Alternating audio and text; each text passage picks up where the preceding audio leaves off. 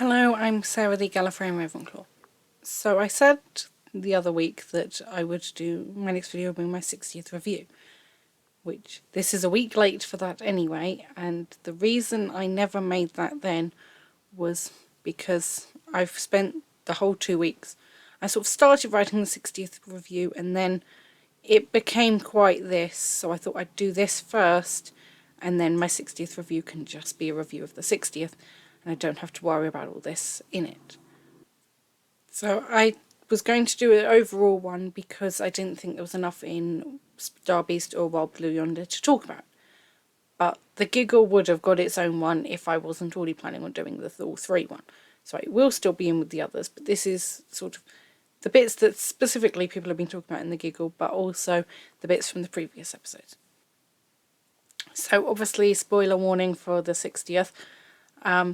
So this is mostly about the bi-generation, and so to keep my review as positive and unranty as possible, I'm also going to talk about the other bits, which I said in the previous video I would talk about in my review, but then my review was quite full of that, so I'm separating them.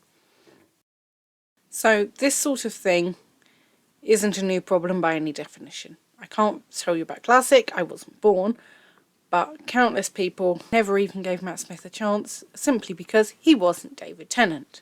People have been criticising the writing, probably forever, but certainly I noticed since the Capaldi era. People wouldn't even give a female Doctor a chance, let alone criticising every single thing Chibnall did. Now, even with Russell T Davies back, the guy who brought it back last time, who's returned to save it, is being criticised for everything he does, which I assumed by the fact people were saying he's coming back to save it, that he wouldn't get too much criticism.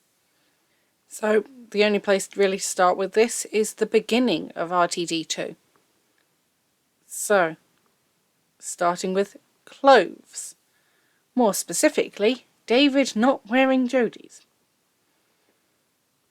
So there's a number of things about this. The first one being he filmed his regeneration nearly a year after she filmed the first half of it. When she filmed it, she didn't even know who she was turning into. So making another outfit for him then would have been a nightmare. Because I don't know their exact measurements, but I think you could probably guess that every single thing would have had to be made in a different size. I think I saw the online thing for Jodie's first episode, and it was, they made the coat a few sizes smaller, but it was still too big for her, and the shoes were the only thing they actually made her size, because she's significantly smaller than Peter Capaldi, but obviously also David Tennant's slightly much bigger than her, certainly taller. So her clothes wouldn't have fitted him, so they'd have had to find different ones that fitted him, made them in his size, which would have been a nightmare. They would have cost a lot of money, and if you think how the 60th started, I reckon he'd have got changed while he was in the TARDIS. Obviously we wouldn't have seen that change anyway, because we couldn't have seen the interior of the TARDIS, as we've already said, because at that point it was still Jodie's interior, which had been demolished. So he'd have just emerged next to Donna, already wearing his new outfit, and he'd have only been wearing Jodie's for the 30 seconds on the cliff top, which, that would have been a waste of money. So, wearing the previous Doctor's outfit for your first episode works well when you've got the episode being them totally out of their mind, high on regeneration energy, asleep, all the weird things that normally happen in those sorts of episodes. But with only 3 episodes, you don't really want to do that. You don't want the Doctor not being there for half the episode, or not even remembering their own name as Jodie had, because that's not going to make any sense. For 3 episodes, you need that. You need 14 to just start straight off as the Doctor. So for only 3 episodes, having one like that would have been stupid. So it was the right choice to not have the entire first episode the Doctor being, oh, I've just regenerated, I have no clue where I am, who I am, oh, all that stuff that you normally get. Russell has said one of the reasons he didn't do it is obviously he knew that image of David was going to go everywhere. It was a surprise regeneration, although I know lots of people suspected it. I wasn't sold on the fact it was going to be him. I was like 50-50. I was still more expecting Shooty, probably. But he knew that image of David was going to be all over social media and the papers and everything. And didn't want that to be the image of people then making drag comments because they have no clue of the context of the image. It's just a man standing there wearing clothes that don't suit him. So they didn't want that. So although I would have loved to have seen him in a bit, I know that it would have been a waste of money, would have only been for those 30 seconds. And I think that image would probably have been taken out of context and raised some negative comments. Because if you've never heard of Doctor Who before and that's the only image you see of it, that's not going to be very helpful, and it would probably be taken out of context quite easily. So I still wish there had been an in-universe explanation, but as it also wasn't the first time the Doctor's clothes had changed, I get why he didn't bother, but lots of people were obviously assuming it was going to be the toy maker was something to do with the reason the face was back anyway. And then there was the Children in Need sketch, which the thing people had problems with was Davros. I already gave all my opinions on that in my review, which is hopefully linked in one of these corners. I never remember which corner, but if you want to see my comments on that, I've already done those. So, before the next one, I'll say, if you actually look back on this channel at a very, very old video, which I might link above now as well, it was the predictions of who the next Doctor will be not long after it was confirmed Jodie was leaving. So obviously that was a while ago. In which I said the role should go to the best person no matter their gender. So all those people who say, oh, Jodie was just chosen because they needed it to be a woman, is wrong. I honestly believe that the discussions for the casting, they had all these pictures of famous actors and actresses, and they were just trying to pick the best one. They weren't specifically going, oh, take all the men out. No, no, no, it's got to be a woman. And based on the fact there were quite a few women's names going round before the 12th Doctor was announced, I wouldn't be surprised to learn their table that time had quite a few women on it. Yes, they went with Capaldi, but I would believe there were women up for it.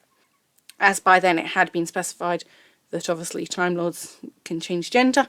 And then actually throughout the 12th Doctor's era they set that up quite well, because you meet Missy and discover that's who she is. Because she was in the 11th Doctor's era, but you didn't know who she was.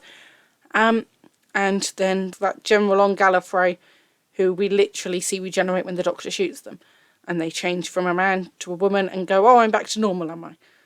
So we see two different examples throughout the Capaldi era, which obviously was done deliberately. Like anyone saying, oh, it ends at the 12th Doctor's era. Well, they put in those mentions for a reason. But I also said in the same video that whoever's job it then was to cast the next Doctor was going to be in between a rock and a hard place. Because if they went for another woman, they would be annoying all those people who were already going on about woke and, oh, you're just going for women now, you're ruining the whole history of the show. All the people have said that, and I know you know who I'm talking about. But if you go back to a man, it looks like you're going, yes, yes, we know, we made a mistake, we'll never do a woman again, don't worry. Which you also don't want to do. But in the same vein, Shooty wasn't just chosen for his skin colour. He was chosen no matter his skin colour. And I did like that in the Giggle they only referenced that in one tiny line. I will say more about that in my review, but... And from what we've seen in him in the Giggle and the trailers for the Christmas special, I am hoping to get this out before Christmas. It is only a few days away, so hopefully you are seeing this before Christmas. So from what we've seen of him so far, I think he's going to be a great Doctor. And the Doctor is supposed to be someone that everyone can look up to. If Jodie had been the Doctor when I was like 7, that would have made a big difference in my childhood. Because I remember in like year 1 or 2, playing with my friend, and we were playing Doctor Who, and he was the Doctor and I was Rose, who I think at the time, I think she might have had a departure story, but Martha hadn't started yet. But if we'd done that like 10 years later, then it probably would have been I was the Doctor and he was Graham. So it was the fact we hadn't even considered at the time when we were doing that. Of course he's going to be the Doctor, I've got to be the companion.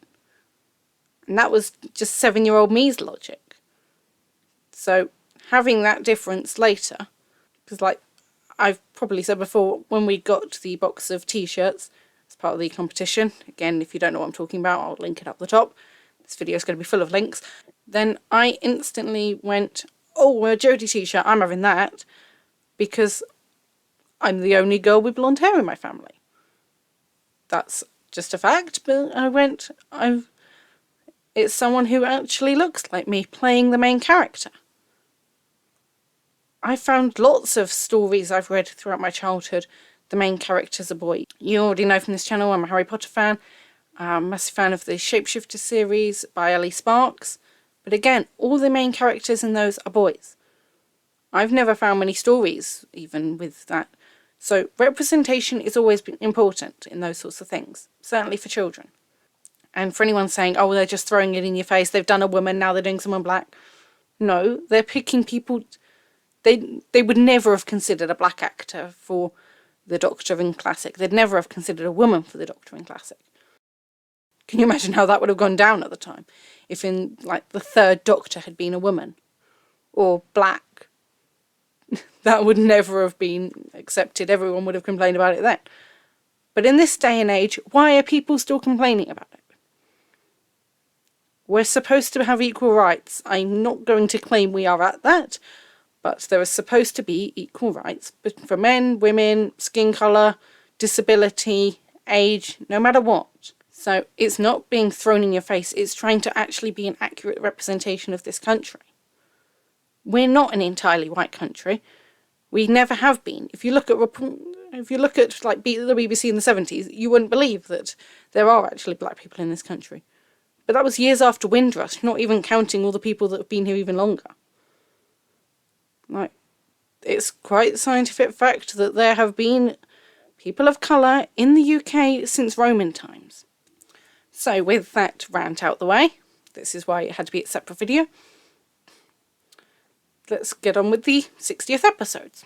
So, the Star Beast, doing in chronological order. So, I will say this again in my review, but yes, the end was a total cop-out. They're just letting it go. Although, from the mentions in Wild Blue Yonder, Donna does still contain those memories. They're just sort of hidden in her head. But that's a whole nother video, which I've literally been planning, so will be out soon. But the other bit people are complaining about is when Rose comments on the fact the Doctor referred to Meep as a he. Yeah, that bit was a bit in your face, but she also had a point, and the Doctor had literally referenced it twice in the 20 minutes prior to that he'd just been a woman. Once with the psychic paper when it says mistress, and once when talking to Shirley about all the faces he's been since he was the same face. So all Rose really said was, well, why are you assuming either way? And the Doctor went, fair point, I've just been both. So although Rose didn't really know it at the time, they were actually having the moment of sort of, oh yeah, we've both been both genders. Neither of us should be assuming. And it also actually was a good thing to highlight the Doctor's ignorance on the species, because obviously if he had known of the Meep species, he wouldn't have been believing it at the time anyway, because that was when it was originally telling them the story. Because in the next episode, Donna's looking at the captain and goes, he, she, they, which A, proves that that's something Rose does regularly. She wasn't just complaining at the Doctor. She will correct anyone who assumes gender, which someone who had been both genders would probably be quite common for you to do. And when the Doctor responds in Wild Blue Yonder that it's a she, proves he knew that species, even though it doesn't even have a name, proves the Doctor recognised that species, which he didn't the Meep. So I don't have a problem with that bit because it's in character for Rose. It's reminding the Doctor that actually, why are you being prejudiced? You were a woman 5 minutes ago. And it's showing his ignorance at the species. And you'll notice if I'm ever referring to the Doctor, I will either say the Doctor or they, unless I'm in a specific incarnation. So I will say he or she if I'm referring to a specific one, but otherwise I will say they. That's what you should be doing. So, on to While Blue Yonder. What I find most mad about this is the bit people have a problem with is the pre-title scene. I agree it seems unrelated to the episode, although it is, and I've had to explain that to all my family. I will be saying about that in my review. But their problem with it is Issac Newton. Now, I was trying to think of the best way to answer this, and I decided I'll leave it to the 12th Doctor. Cue the clip. Interesting. What is? Regency England. A bit more black than they show in the movies. So was Jesus. History's a whitewash. History is a whitewash. We only have paintings of Issac Newton in which he's wearing one of those wigs typical of the era anyway, when it was also common to powder your face to make you look paler, so that you didn't look like you'd been out working in the fields like a commoner. So, I'm not saying he wasn't white, but I'm also saying we don't really have any evidence either way. So, who says he wasn't a bit more dark-skinned? Because that actor isn't black, he's just dark-skinned. Another thing people had problems with for some stupid reason after Starbeast were Ruth. So I found it quite funny that in the Giggle they actually addressed that. Clearly people haven't seen Ruth Madeley in things before, if they had a problem with this. I watched her in Years and Years and that Don't Take My Baby. But when Kate is being affected by the Giggle, she goes to Shirley, "I've seen you walk, don't you lie." I'm wondering if Russell actually predicted people were going to make comments about the fact in Starbeast Shirley crosses her legs. If anyone's wondering, she has spina bifida. There are numerous different types of that. So you can look it up, but basically her legs are too weak to hold her. She could walk a couple of steps if she's sort of holding on to things, if necessary, but it also varies from person to person. So you can't be going, "Oh, well, my friend has spina bifida and they're paralysed from the legs." Yes, they are. She's not. Disability doesn't present the same in everyone. This is what I mean about we're supposed to be an equal society. You shouldn't be judging someone. There were so many comments of saying, why couldn't you have got someone who's actually in a wheelchair to play Shirley? Ruth is. She genuinely uses a wheelchair every day. If you've seen her in anything else, also actually The Cleaner, I forgot that one. If you've seen her in anything else, she was in The Cleaner last year, she was in Years and Years, which is a great series and I do recommend. But it just shows that some of these problems people are having are just total nonsense. You've got a problem with them not casting an actress who needs a wheelchair to be the character in the wheelchair, although she does use a wheelchair, and one Google would tell you that. She even worked for the charity that provided her with her first wheelchair for years. She even was working for them when she started out acting and then had to keep taking time off to go and do the acting, and in the end they basically sacked her, going, just focus on your acting. So I'm kind of glad to see that my prediction in my previous video of what the problem people would have with the Giggle is incorrect. I was assuming I'd see something racist about Shooty, and I haven't.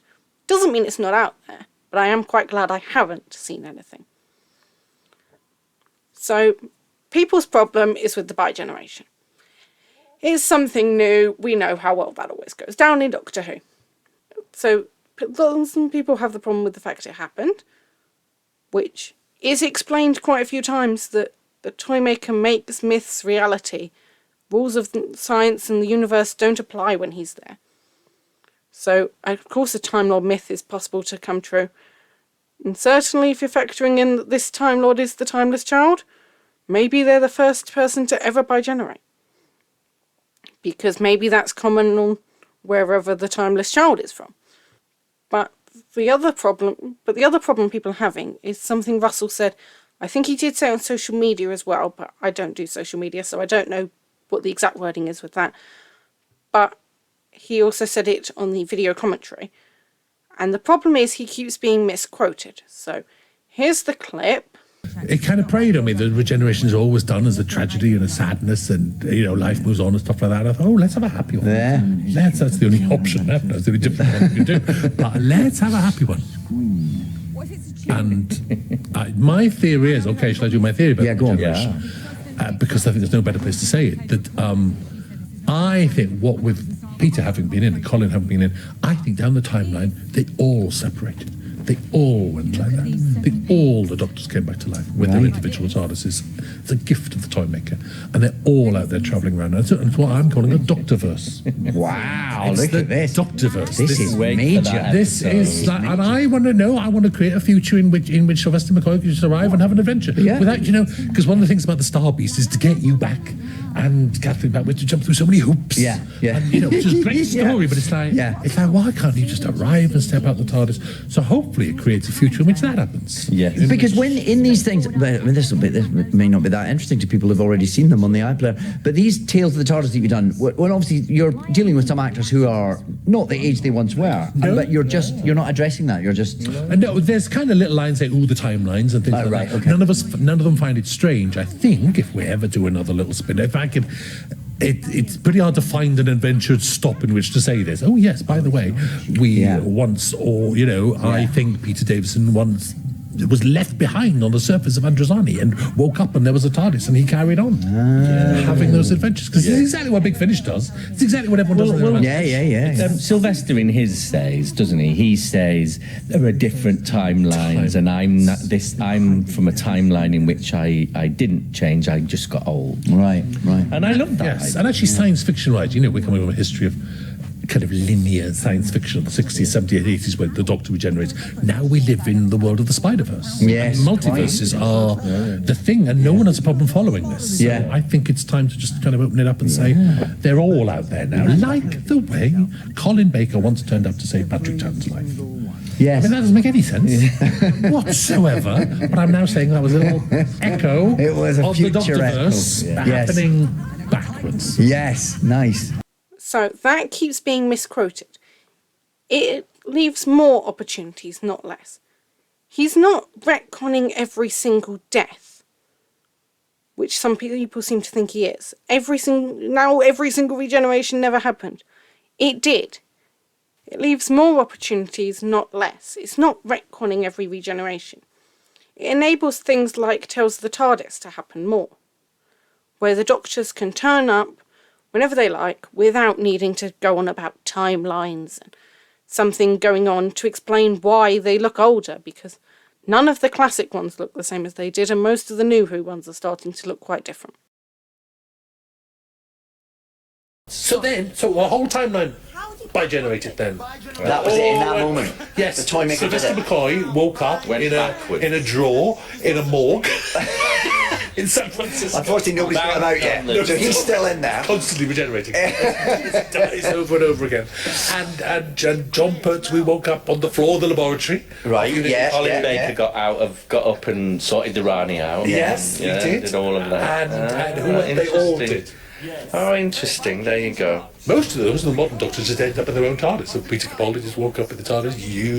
Your 10th version, yes, is also yes. still out there. Yes. Just woke up in the TARDIS because they've all been. Does that mean there's not in the TARDIS? Does that mean there's 3 of me now? Yeah. No, the last one, his wasn't in the TARDIS, was it? It was outside. TARDIS based. Also, this was a late addition to this, because last night I finished the first Tales of the TARDIS that I started within 3 days of it coming on iPlayer. And I only got around to finishing it last night. Now, I know it's not available outside the UK, but I did see the day it came on iPlayer, quite a few Clips channels had uploaded all the new bits, which I'm assuming it's the same in all of them. In the first one, they just top and tailed the story. So, spoilers for 5th Doctor episode Earthshock coming up. Very weird to say spoiler warning for something that happened before I was born. That's what the first episode was. It was Earthshock. So it's Peter Davison's Doctor and Tegan are sitting in that memory TARDIS talking about what happened in that episode, and particularly Adric's death. Just watch this clip from the end that literally made me gasp. He loved you. Yes. I realize that now. Looking back, I think, wow, we never stopped running. He died, we sailed on, we had more adventures, we never stopped. never stop to think.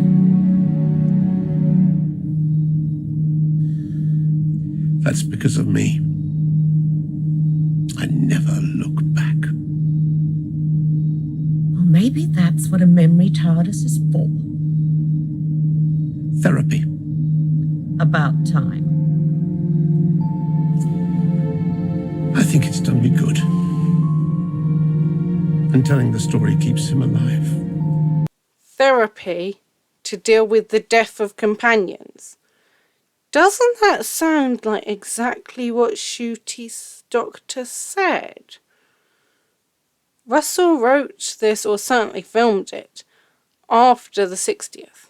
I don't know if the 60th had been filmed when he wrote it, but he'd written the 60th and filmed the 60th by the time this was filmed. Because anyone who watched this probably watched it months ago. They didn't notice that, but because I only watched it last night, I literally gasped going, he just answered about bi-generation. Because it's been a fairly common theory in the last few weeks that 14 at some point becomes the curator. But what Russell had said in this isn't no doctor ever died. It's every doctor is still out there. They're time travellers anyway. That was always true. He's just now made it that you don't have to worry about their age.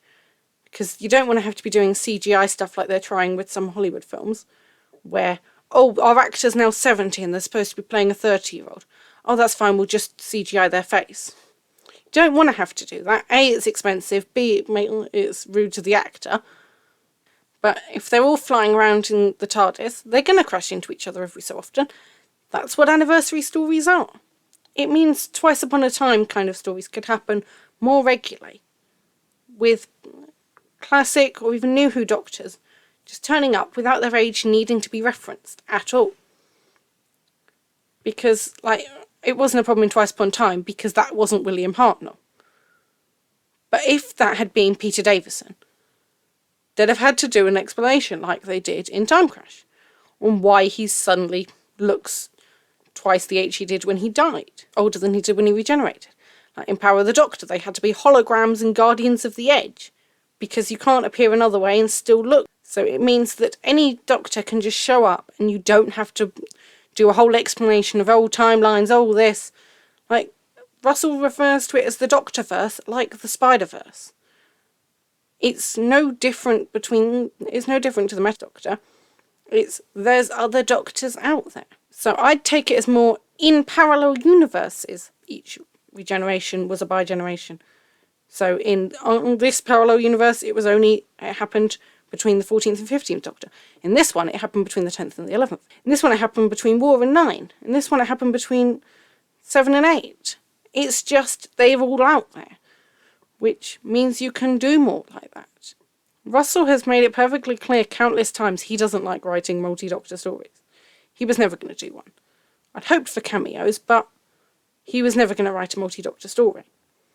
But this was a way for it to honour the past and the future simultaneously with this new thing, and it just enables him to have those sorts of stories. Like, he might not like multi-Doctor ones, but he probably would do some sort of Twice Upon a Time. He wrote Time Crash. I know that was only a 5-minute bit, but that kind of thing could now happen quite regularly. And what about this bit from the video commentary? Here, there's the moment where the toy maker says, I made a jigsaw out of your history. Oh, yeah. Which, again, is part of this whole loosening the rules. The Doctor first, was the Doctor half human when he was Paul McGann? Mm-hmm. Is he a timeless child? Is he this? It just relaxes the rules, say he is whatever you want it to be. Right. It could be the toy maker's puzzle, that could be interfered, or it's all true, and it is all true, but it just opens the canon a bit, Russell confirmed that throwaway line from the toy maker about making a jigsaw of the Doctor's past is addressing the contradictions. So when in the TV movie he said that he's half human, the timeless child, like, who says the Ruth Doctor isn't a bi-generation now?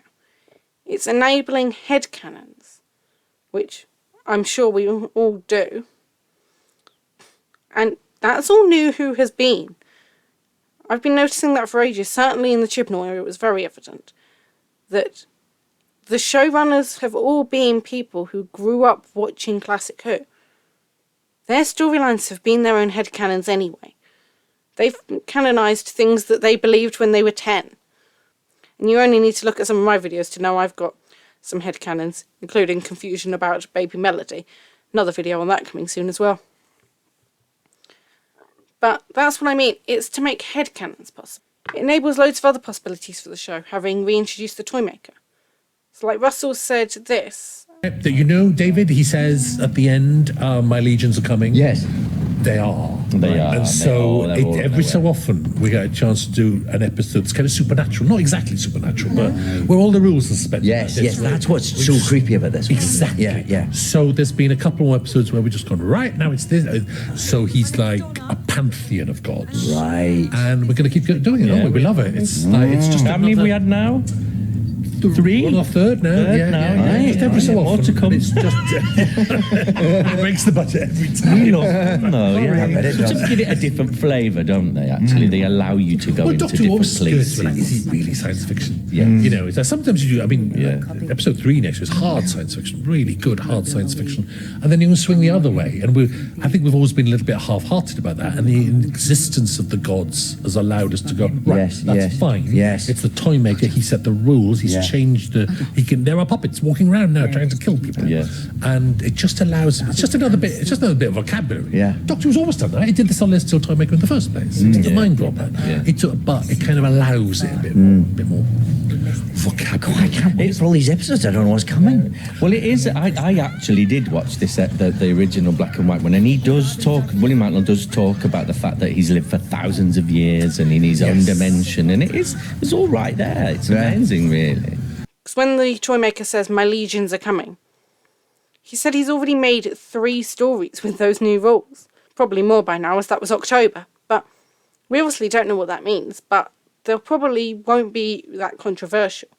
They'll just be old, like the rules of physics don't make entirely sense, and there's a few more mystical things in there. I mean, just look at the Christmas special. From what I know about it, they're not aliens that resemble goblins. They are genuinely goblins. So, bi-generation is going to be the new timeless child. That was kind of inevitable. It was always going to split people. But I've just seen so many people misquoting Russell and claiming that he's now retconned every regeneration ever. And that's been annoying me because that's not what he said. I'm also fed up with people saying it was a waste of an anniversary. It was a different anniversary. It celebrated the history by having a first Doctor villain, a classic companion, and a new Who companion, as this was now the start of the new era. He was never going to get all the new Who Doctors. Capaldi said that he hates multi-Doctor stories as much as Russell does. Eccleston was never going to work with Russell. Jodie was literally pregnant. So the only other one would have been Matt. So yes, people were hoping for a cameo from him. But if the whole episode had been with him as well, if that whole bit was Ncuti had been Matt instead, wouldn't this have just felt like the 50th again? And I said ages ago, I think on that same video with the predictions of the future, that it wouldn't never have been fair to have a new Doctor do a multi-Doctor special. If Jodie had regenerated into Ncuti, and then Ncuti had done a sort of 50th style episode where he meets David and he meets Matt, do you really think that's fair on him? People aren't watching that episode for him, they're watching it for the other two. It wouldn't have been a good launch for him. He would have been overshadowed in his own first story. That would have been hugely insulting to him. So bringing David back in that sense was the right choice. Also scheduling because Ncuti couldn't actually film in time for the 60th. But him and Matt would have just been 50.2. So a cameo would have been fine. So I'm still slightly annoyed we didn't get that. But I didn't want him to help for a whole episode. If he'd been in a whole episode, that would have just been the 50th again. So the other thing that people are now talking about, a 14th Doctor spin-off.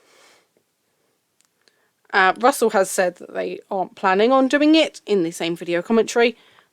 Doesn't mean it couldn't happen down the line, but I know that people years ago were saying that Meta Crisis and Rose were going to get a spin-off. But then that never happened. And I don't think Russell or David wanted that, because that would have overshadowed Matt. they're not going to do one that's going to overshadow Shooty. The only thing I could think they could do would be if there is the unit spin-off, which hasn't been confirmed, and apparently Russell has said isn't happening, but everyone's been assuming for over a year. Then they can have Donna now works for them. That was set up. She even agreed the price. Obviously, depending on Catherine's availability, Donna could just be a recurring character, not in every episode. But you have then, for the big finale episode, some world-destroying thing. Donna's at unit, and Kate orders her, Donna, call your house. Get the doctor. She then goes, Mum, pass me over to the doctor. Doctor, we need you at unit now. And then you end that episode with he flies off in the TARDIS. Russell did say how much he likes the last line now being, I've never been happier. So I don't think he'd be wanting to do that, although I could see something like, this isn't the last you'll see of me, as he flies off in the TARDIS. And then that would make 14 quite easy to appear in the 70th. And it would just be he's out there with all the other bi-generations. So, in conclusion, I have no problems with the bi-generation. It opens doors without destroying the history. It's just adding the same as the Timeless Child did. I will defend both of them. And if you want to talk about contradictory lines, I will keep saying Stephen Fry.